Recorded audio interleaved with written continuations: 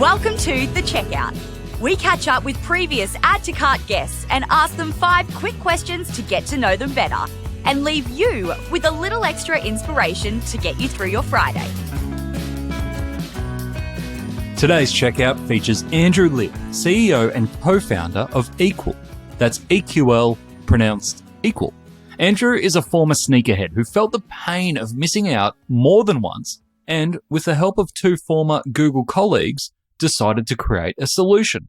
EQL is an end-to-end platform built for retailers to reliably sell the most in-demand products to more customers and get more value out of every launch by facilitating site reliability, accurate payments, scam prevention, and helping to ensure a level playing field for customers. EQL have clients such as Footlocker and Culture Kings and were named as one of Fast Company's most innovative companies of 2023. Andrew, welcome to The Checkout. We've had a great chat in our main episode around all things scarcity and fairness with what you're building at EQL, especially for those sneaker drops and all those other collectible and limited drops. But we're here to learn a little bit more about you. So I've got 5 quick questions. Let's do it. Number 1, what's the weirdest thing that you've ever bought online? Oh, is this censored? No. Like the weirdest. Yeah, top of my head, I just bought some Focus earplugs yesterday, right? That apparently you just pop in, it just blocks out everything and you can just lock in on doing some work. And truthfully, if you know me, that's a very weird thing for me to buy, but earplugs. Okay. Seems like you've got a couple of other answers, but you just weren't sure whether they were ready for a podcast. So we'll leave it there. Yeah. Number 2, who is your favorite retailer? In our as a customer? No, just overall. Who do you love shopping with? I love Kith out of the US, and I love just their ability to never get it wrong. Collaborations, designs, launches, ideas, retail experience, online, offline, people who they work with, they are refined, premium, smart, and fascinating. Love them. Proper experience. Yeah. All right. Number 3, which e-commerce practice do you wish was history? So,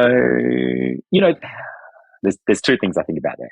One is we don't work in the world of conversion rates because our products are so in demand that conversion rates mean nothing. In fact, our conversion rates are 30 to 40% on our page, right? Compared to standard average conversion rates. The thing that I wish folks would do a little differently is see commerce in different ways. And I think hard metrics of conversion rates and bounce rates, etc., are kind of ingrained into the world of commerce. And granted, I'm being a bit self-fulfilling here in that our commerce is a little different, but I find that sometimes you've got to lose your inhibitions and kind of rethink a little bit about those things to understand the true value you're trying to get out of these experiences. So that's one thing I would like. And then the other thing I think is and again, I'm kind of shooting myself in the foot a little bit here. Commerce is commerce, right? And we kind of talk about scarcity commerce or in-demand commerce or hype commerce. And I'm not sure if that's, I'm doing it because I feel like you need to put a label on the world and the tools that we provide. But truth be told, it's commerce. Mm-hmm. Whether it's mobile commerce or scarce commerce or quick commerce, it's commerce. And it's just the way you engage your audience, through a different channel for transacting. And I think if you start to think about it in wedges, in some instances, you lose its value. Right. But if you think about it holistically, you actually can work out how to maximize, each channel. And new opportunities open up. That's right. Love it. All right. Number 4, can you recommend a book or a podcast that our listeners should immediately get into? Yeah, this morning I was listening to Harry Stebbings interview the CEO of Uber, and whose name has escaped me for 2 seconds. Darian. It'll come to me. That's all right. We'll put it in the show notes. Let's do that. The other one I listened to actually the other day was Harry Stebbings interviewing Daniel Ek, founder of Shopify. Okay.